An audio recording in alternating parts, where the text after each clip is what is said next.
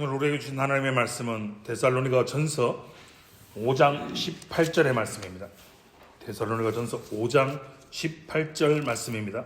신약성경 333페이지 데살로니가 전서 5장 18절의 말씀, 한 절의 말씀을 한 목소리로 함께 합독하여 읽겠습니다. 데살로니가 전서 5장 18절 한 절의 말씀입니다. 함께 합독하겠습니다. 시작. 범사에 감사하라. 이것이 그리스도 예수 안에서 너희를 향하신 하나님의 뜻이니라. 아멘. 그리스도 안에 사랑하는 성도 여러분, 오늘 이 복된 추수감사주일에 우리를 지키시고 보호하시고 인도하신 하나님의 은혜에 감사하여 이 자리에 나왔습니다. 오늘 우리에게 주신 말씀을 통하여서 우리의 삶을 돌아보고 하나님께 더욱 감사하는 복된 시간, 복된 성도님들 되시기를 주님의 이름으로 축원합니다. 여러분, 세상에는 명령을 해서 되는 일이 있습니다. 예를 들어 앉아, 일어서, 저거 해, 뭐 이런 명령들은 하면, 행동하면 됩니다. 그러나 명령을 해도 안 되는 일들이 있습니다. 그것은 바로 기쁨, 사랑, 행복과 같은 마음속에서 우러나와야 하는 감정은 명령한다고 되는 것이 아닙니다. 누군가가 우리를 향하여 기뻐해, 행복해, 누구 사랑해 이렇게 명령한다고 갑자기 그를 사랑할 수 있는 게 아니라는 말입니다. 우리의 마음이 동하고 우리의 감정이 저 사람을 사랑하고 기뻐하고 행복하는 감정이 움직여야 행동이 된다는 겁니다. 아무리 감사해라고 명령한다고 해서 감사가 우러나지 않으면 감사할 수가 있습니다. 이렇게 이야기하잖아요. 아니, 감사할 일이 있어야 감사하지. 감사할 일도 없는데 감사가 저절로 생기는 게 아니다 라고 이렇게 많이들 이야기합니다. 그런데 성경은요, 그런데 말씀은 오늘 본문인 데살로니가 전서 5장 18절의 말씀을 다시 한번 보십시오. 범사에 감사하라 라고 명령합니다. 명령입니다. 이것은 권유가 아닙니다. 이것은 제안이 아닙니다. 우리를 향하신 하나님의 어명임을 우리는 기억해야 합니다. 범사에 감사하는 것은 우리의 초이스, 우리의 선택사항이 아니라는 겁니다. 이건 하나님의 어명이라는 겁니다. 어명이 무엇입니까? 왕의 명령이라는 겁니다. 대통령령이라는 겁니다. 그런데 온 세상을 말씀으로 창조하신 창조주 하나님, 주권자 하나님, 온 세상의 주관자가 되시는 만물의 통치자가 되시는 하나님의 어명, 범사에 감사하라 라고 명령하십니다. 그런데 잘 생각해 보면요, 아니 목사님, 하나님, 내가 기계도 아닌데 인간인데 어떻게 범사의 모든 일, 범사는 모든 일이거든요. 모든 일에 감사하라는 이 명령을 순종할 수 있겠습니까? 이렇게 이야기하면 이렇게 반응합니다. 와, 우리 하나님 진짜 너무하신 거 아이가? 내 속도 모른다. 하나님, 제가 지금 감사할 수 있는 상황이 아니잖아요. 내가 지금 감사할 수 있는 입장이 아니지 않습니까? 라고 하나님께 원망할 수 있습니다. 하나님께 불평할 수 있습니다. 그러나 여러분, 하나님이 우리의 속사정을 모르실까요? 우리의 상황을 모르실까요? 우리의 환경을 모르실까요? 우리가 하나님을 전지전능하신 하나님이라고 믿고 고백하잖아요. 전지하신 하나님, 모든 것을 다 아시는 하나님이 고작 피조물인 우리의 상황, 우리의 속사정을 모르실 리가 없지 않습니까? 하나님이 우리의 사정을 우리보다 더 잘 아시는 주님이 그럼 왜 이토록 순종하기 어려운 명령을 우리에게 주셨는지, 그리고 그 명령 속에 담긴 하나님의 기쁜 뜻과 감사의 비결을 오늘 말씀을 통해 알아보고자 합니다. 여러분, 우리가 감사하라라는 이 명령을요, 받아들이기 어려운 이유가 있습니다.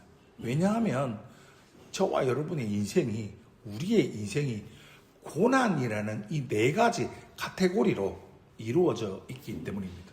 그래서 인생을 4D, 네 가지 D로 시작하는 4D라고 표현할 수 있습니다. 첫 번째는 어려움입니다. 두 번째는 단절이고요. 세 번째는 질병입니다. 네 번째는 죽음입니다. 어려움은 difficulty죠. 첫 번째는 difficulty입니다. 여러분, 인생은 어떻습니까? 어렵습니다.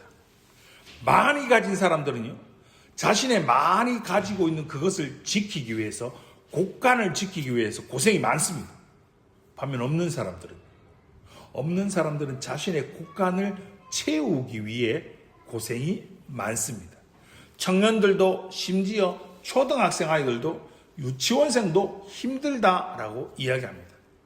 초등학교 2학년 학생이 집에 와서 한숨을 쉬길래 부모가 왜? 무슨 일 있어? 학교에서 무슨 일 있어? 라고 물으니 그 아이의 대답이 뭐라고요? 학교 다니는 게 힘들었어요. 여러분, 초등학교 2학년이요, 사는 게, 학교 다니는 게 힘들답니다. 이번 주에 수능이 있었습니다. 우리나라 고등학생들을 입시지옥이라는 표현을 쓰지 않습니까? 특별히 고등학생들은요, 마음껏 놀 시간도 부족한 나이에 운동 한번 제대로 못하고 게임하고 놀 시간도 없는 아이들이 대입이라는 입시지옥의 어려움을 겪는 것이 한국 사회의 입시 현실이지 않습니까? 이것만 있습니까? 입시도 그렇고요, 취업도 그렇고요, 결혼도 그렇고요, 자기 집 마련하는 것도 어렵고요. 인생의 어려움, 문제들이 나이를 막론하고 신분을 막론하고 모든 인생들이 육신의 숨이 멎는 그 순간까지 계속되는, 반복되는 카테고리가 바로 어려움입니다. 그럼 예수 믿는 사람들, 신앙생활 하는 사람들은 예외일까요? 아닙니다. 여러분, 똑같이 예수 믿는 사람들도 똑같이 암에 걸립니다. 똑같이 사고만 납니다. 똑같이 감기 걸립니다. 독감이 유행이라고 하는데 감기에 각별히 조심하시기 바랍니다. 코로나가 우리나라뿐만 아니라 전 세계에 유행할 때 이렇게 이야기하는 목사들이 있었습니다. 사이비입니다. 하나님께서 진노하셔서 세상을 쓸어버리기 위해서, 세상의 인구를 줄이기 위해서 코로나를 확산시키셨다. 그런데 예수 믿는 사람들은 코로나 안 걸린다. 그래서 예방주사, 예방접종, 백신 안 맞아도 된다. 불신앙, 믿음 적은 사람들만 백신을 맞고 예방접종을 맞는 것이다. 라는 말도 안 되는 소리로 미혹하였습니다. 두 번째는 단절입니다. 여러분, 심리학적 통계에 따르면 인간이 전 생애에 걸쳐서 겪는 가장 큰 충격은 사별입니다. 이혼입니다. 그리고 이별 등 누군가의, 사랑하는 사람과의 관계가 끊어질 때 오는 고통, 단절입니다. 그럼 우리는 하나님의 영으로 창조된 피조물입니다. 이 말은 누군가의 관계 속에서 행복을 찾아가도록 하나님이 우리를 창조하셨고 우리를 그렇게 설계하셨다라는 겁니다.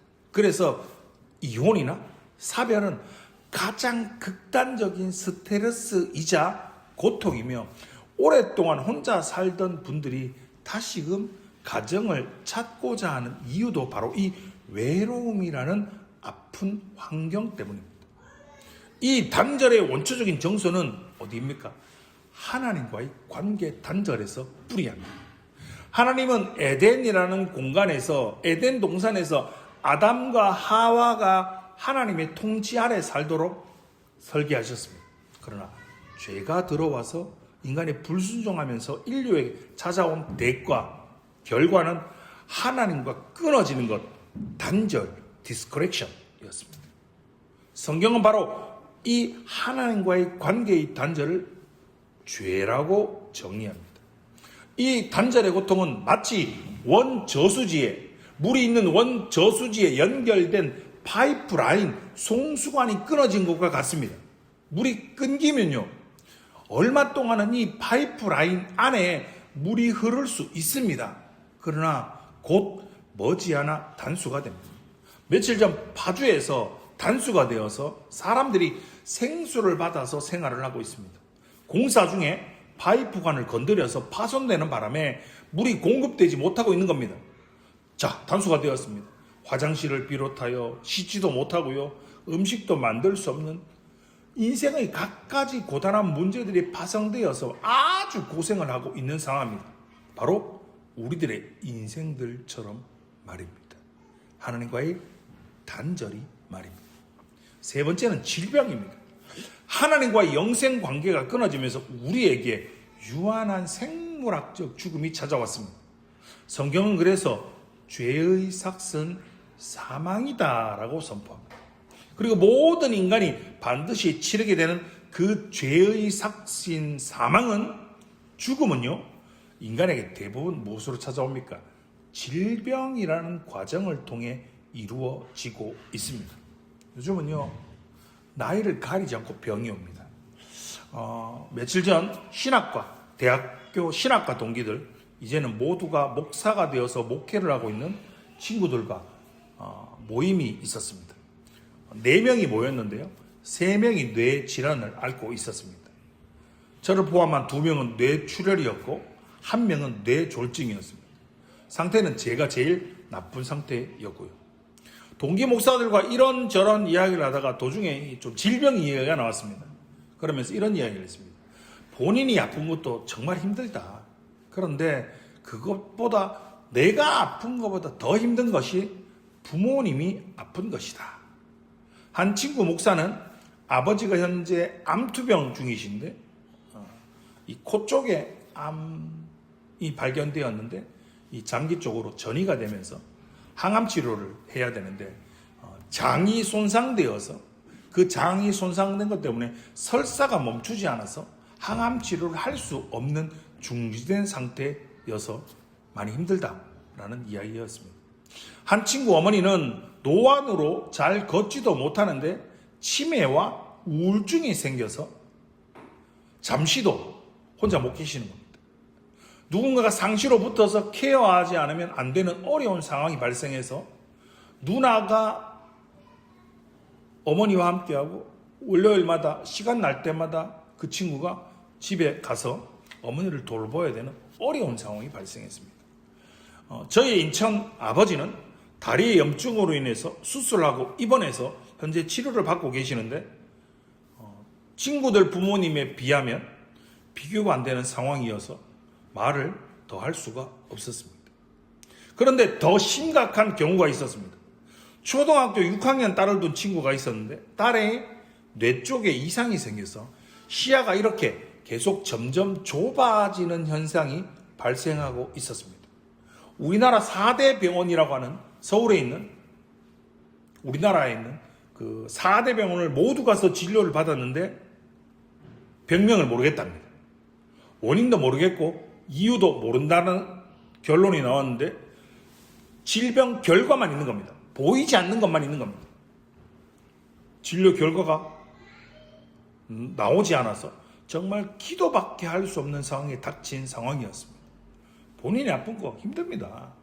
그런데 부모님이 아픈 것과는 본인이 아픈 것과 비교할 수가 없습니다. 그런데 자녀들이 아픈 건 진짜 다른 것과 비교할 수 없는 고통의 상황인 것을 실감할 수 있었습니다.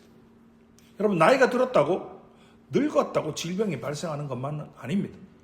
20대 젊은이에게 말도 안 되는 질병이 발생합니다. 제가 대학교 1학년 때 같이 기숙사를 썼던 의과대학 다니는 친구가 있었습니다. 그 친구가 저에게 했던 의사들끼리 하는 이야기였습니다. 의과대 교수가 자기의 제자인 교수와 함께 잘 지냈다고 합니다. 테니스도 치고. 그런데 이 나이 많은 의과대 교수가 술도 먹고 담배도 피고 아주 그냥 할 것 자기가 하고 싶은 거 다 하고 살았답니다. 그랬더니 그 제자가, 교수님, 그렇게 살면 빨리 돌아가십니다. 건강 챙기셔야 됩니다. 그런데 그렇게 말을 했던 스승이 먼저 죽은 게 아니라 제자가 먼저 죽었습니다. 여러분, 건강을 관리해야 됩니다. 건강 신경 쓰는 거 중요합니다. 그러나 건강은 우리 마음대로 되지 않습니다. 세 번째, 질병이었습니다. 네 번째는요, 죽음입니다. 여러분, 이 세상의 그 누구도 이 죽음의 문제를 아무도 해결하지 못합니다.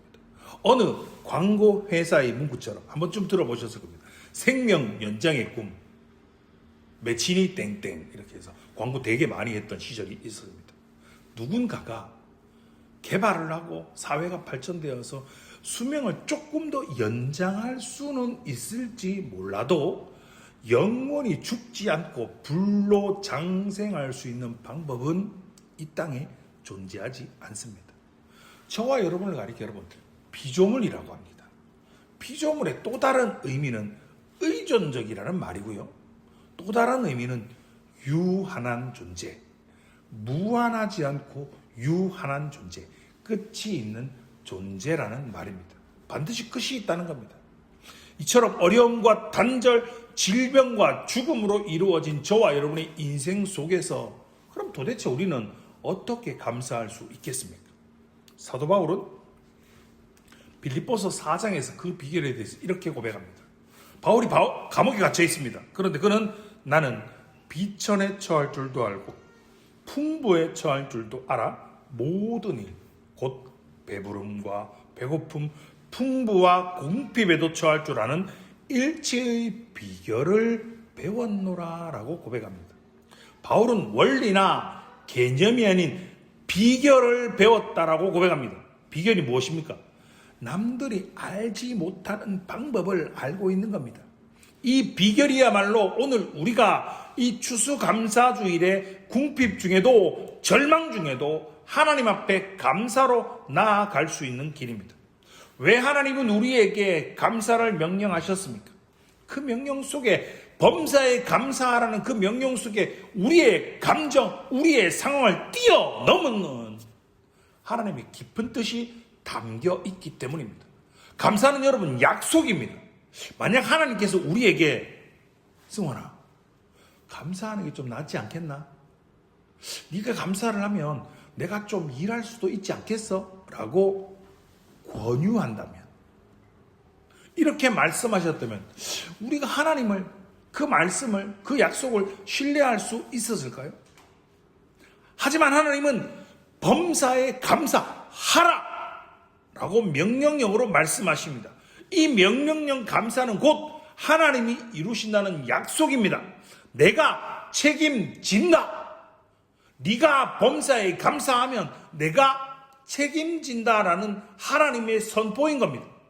범사에 감사하라고 명령하신 이유는 이 모든 일 속에 하나님의 뜻이 들어있고 하나님의 뜻으로 말미암아 이 상황이 너의 상황이 나의 상황이 감사할 수 있는 상황으로 바뀌어 줄 것이다라는 하나님의 뜻이 약속이 들어있다는 겁니다.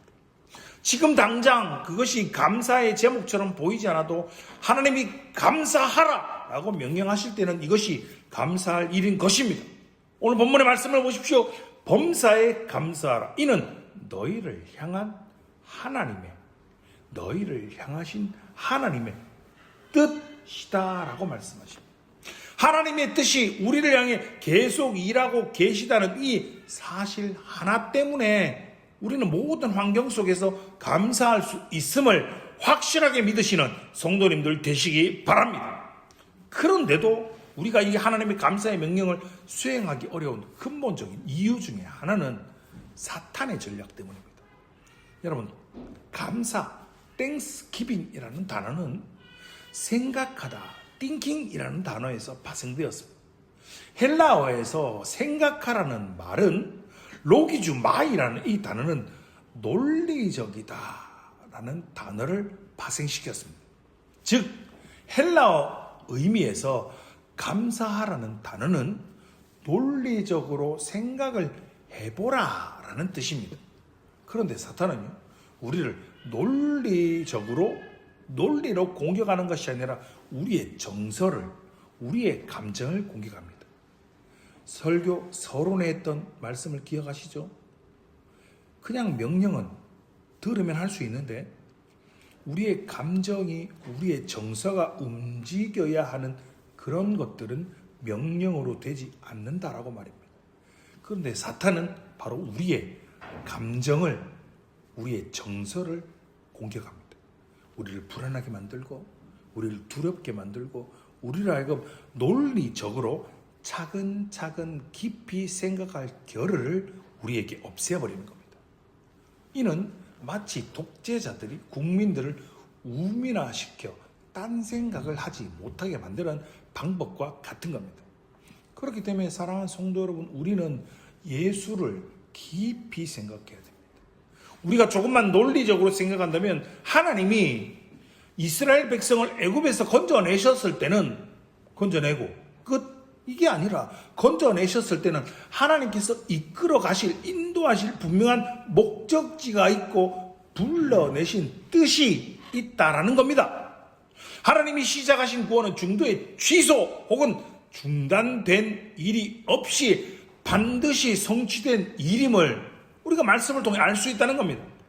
사탄은 논리적으로 우리에게 공격해봐야 창조주 하나님 앞에서 대적할 수 없기 때문에 우리의 마음, 우리의 정서에 대고 공격하여 우리에게 두렵고 우리가 떨게 만들어서 불안하게 만들어서 어떡하지 라고 아무것도 생각하지 못하게 만드는 전략을 우리에게 쓴다는 겁니다.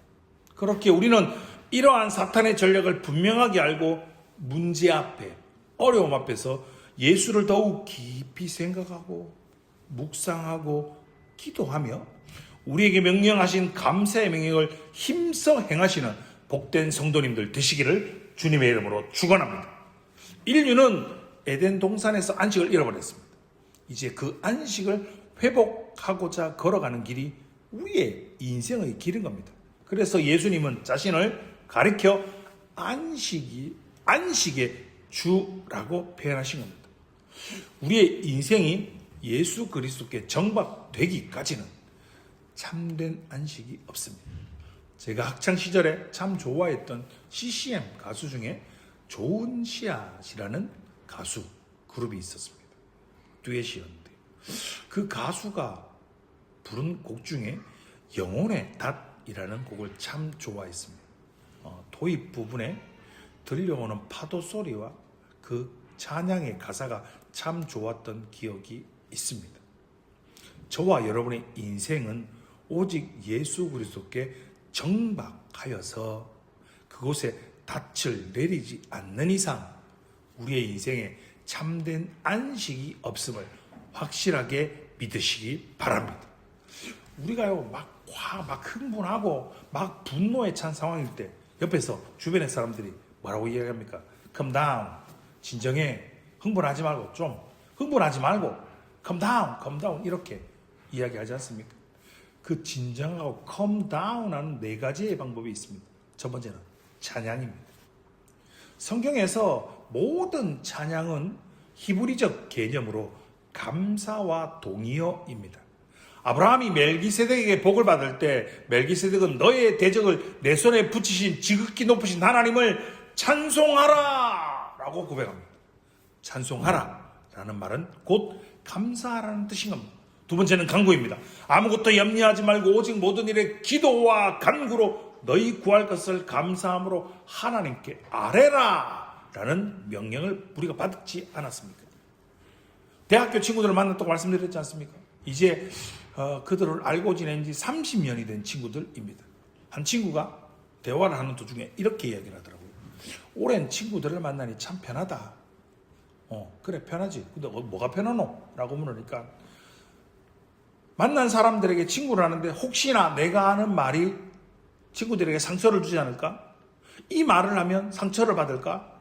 이 말은 내가 실수하는 것이 아닐까? 내가 듣는 누군가를 배려해야 되지 않나라고 생각하지 않고 그냥 편한 대로 이야기를 할 수 있어서 정말 좋다라고 이야기를 하더라고요.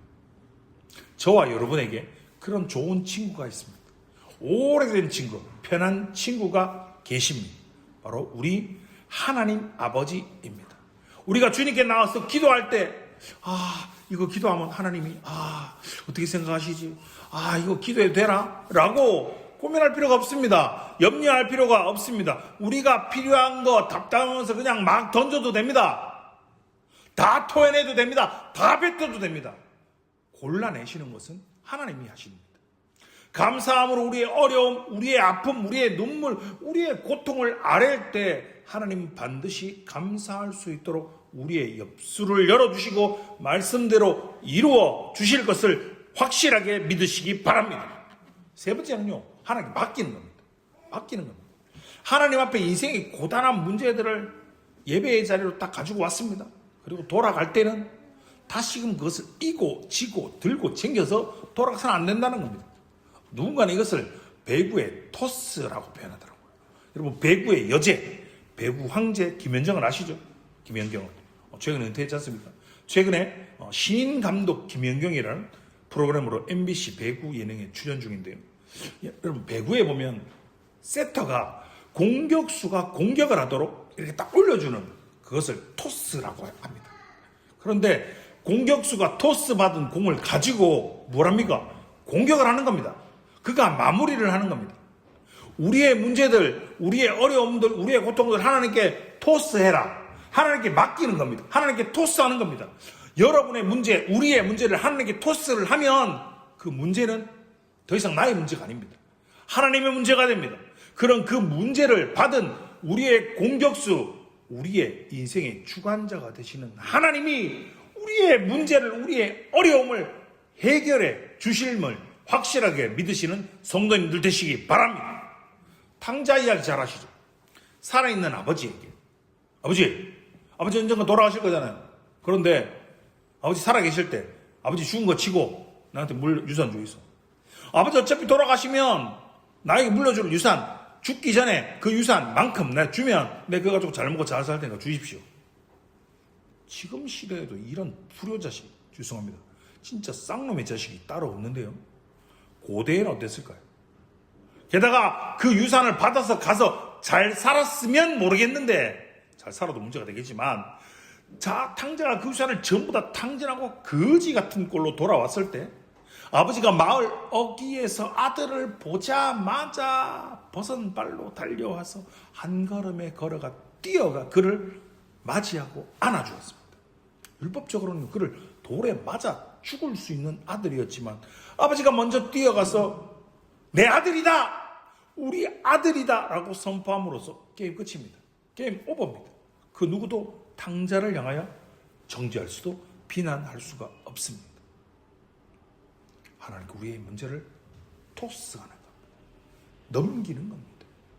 사랑하는 성도 여러분, 신앙은요, 믿음은 우리에게 완벽한 삶을 살라고 요구하는 것이 아니라 온전하게 살라고 말씀하십니다. 온전함의 기준은 어떠한 경우와 어떠한 상황 속에서도 문제가 생기면, 어려움이 생기면 아버지의 품으로 뛰어들 줄 아는 태도를 이야기합니다. 우리 어린아이들처럼 문제가 생기면, 어려움이 생기면 아빠, 엄마 하고 달려가는 것처럼 달려가서 아버지께 맡기는 겁니다. 우리 하늘 아버지가 되시는 하나님 아버지께 맡기는 겁니다. 이것이 피조물된 저와 여러분이 하나님 앞에 가장 갖춰야 할 지극한 지혜인 것입니다. 네 번째는요, 다시 생각하라요. 사탄의 정서 공격에 우리가 넘어가지 않으려면 우리는 하나님의 선하심, 사랑하심, 전능하심, 전지하심을 믿고 생각해야 합니다. 나의 상황, 나의 지금 여건보다 더 위대하신 분, 능력 있으신 분, 능치 못함이 없는 전능하신 분을 믿고 그분을 의지하고 생각해야 합니다. 우리가 범사에 감사해야 할 마지막 이유는요, 그것은 저와 여러분의 인생이 아직 끝나지 않았기 때문입니다. 저와 여러분의 삶은요, 우리의 삶은 여전히 진행형입니다. 여러분, 위기가 닥치면, 어려운 상황이 발생하면 이제 끝났다 라고 생각하며 마침표를 찍으려 합니다. 그러나 우리의 인생은요, 여러분, 하나의 봉우리만 있는 산이 아니라 봉우리와 봉우리가 이어진 계곡과 산맥과 같습니다. 끝난 것 같아도 이 어려운 문제 앞에, 이 어려운 상황 앞에 진짜 끝났다라는 이 상황 앞에 우리가 좌절할 필요가 없는 것은 하나님은 우리를 끝나는 인생으로 만들지 않으셨기 때문입니다. 우리가 어려운 일을 마침표로 읽을 것이 아니라 쉼표로 읽어야 합니다. 하나님은 우리에게 잠깐 쉬어가라, 잠깐 숨 고르고 잠깐 쉬어가라고 인생의 쉼표를 주시는데, 사람들은 이것을 마침표로 생각하여 때론 극단적인 선택을 하기도 합니다. 혹시 지금 여러분의 인생이 부서지고 넘어지고 깨어졌을지라도 예수 그리스도의 이름으로 다시 일어서시기 바랍니다. 우리는 지금 미리 믿음의 눈으로 회복된 우리의 미래를 바라보아야 합니다. 지금은 병들어 있지만 반드시 예수 그리스도 십자가 보혈의 능력으로 다시금 건강을 되찾을 것이고, 경제적인 압박에서 해방되어 베풀고 살아가게 될 것이며, 문제가 많았던 자녀의 세대가 이 시대의 다니엘이 될 것임을 선포하시기 바랍니다. 하나님은 반드시 여러분이 당한 일을 감사의 제목으로 바꾸어 주실 것입니다. 우리 안에 일하시는 분은 전지전능하신 하나님이시기에 하나님의 선하신 뜻대로 이루실 것입니다. 사랑하는 성도 여러분, 감사는 명령입니다. 감사는 감정이나 환경을 보고 하는 것이 아니라 하나님의 신실한 약속과 명령을 따라 순종하는 마음으로 고백하는 것입니다. 절망 중에도, 궁핍 중에도, 심지어 비명조차 빠져나올 수밖에 없는, 삐져나올 수밖에 없는 상황 속에서도 하나님께서 우리에게 범사에 감사하라라고 명령하셨으니 그 명령을 믿고 신뢰하며 오늘 이 추수감사주일에 범사에 감사하시기를 주님의 이름으로 축원합니다.